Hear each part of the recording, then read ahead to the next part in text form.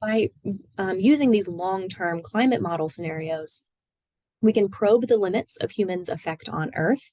And there's some good news there, right? So we are seeing that in the short term, it's very likely that the Arctic sea ice will continue to shrink and thin over the 21st century. However, looking at the limits of this, there is also little evidence in global climate models of a tipping point in the transition from a perennially ice-covered to a seasonally ice-free Arctic Ocean, beyond which further sea ice loss is unstoppable or irreversible.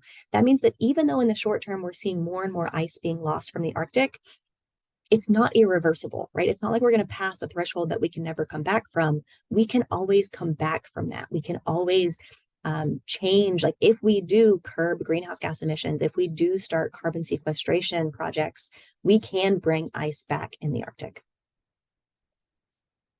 Another thing of good news is looking at our oceans and the Atlantic meridional overturning circulation.